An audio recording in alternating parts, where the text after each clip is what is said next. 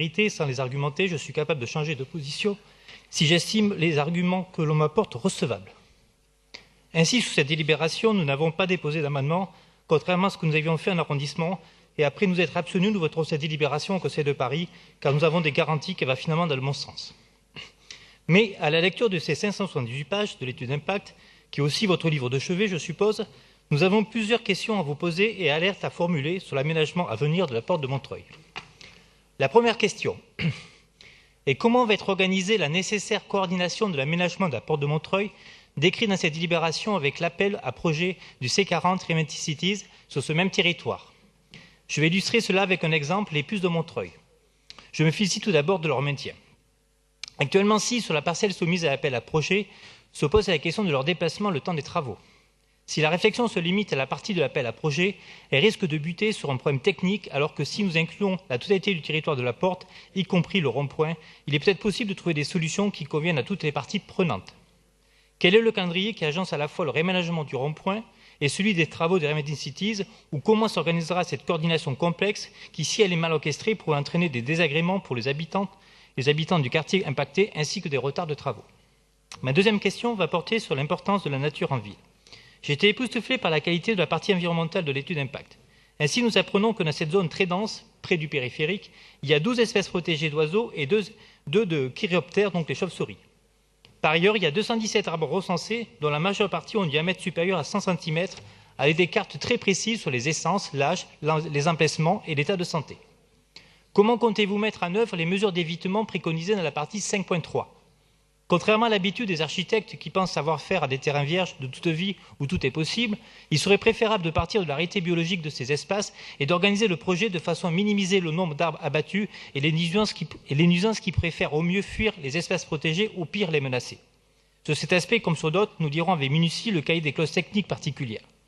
Nous apportons une attention particulière sur l'adaptation de la période des travaux au cycle biologique des espèces, suivant les propositions énumérées à la page 27 de l'étude d'impact. Ensuite, parmi les mesures préconisées en phase de conception et d'exploitation, plusieurs ont attiré notre attention. La première est la question des îlots de chaleur. Le choix de l'assistant à maîtrise d'ouvrage est très important. Au-delà de la question d'un parti pris bioclimatique, dans la conception architecturale et des choix de matériaux, nous aimerions qu'une étude aérolique soit faite sur l'impact des constructions, sur la circulation des vents et leur impact de ce fait sur la constitution d'îlots de chaleur, comme cela est fait systématiquement en Allemagne. Autre point de vigilance, la protection du talus du boulevard périphérique et l'implantation d'au minimum 30 000 m² d'espace végétalisé.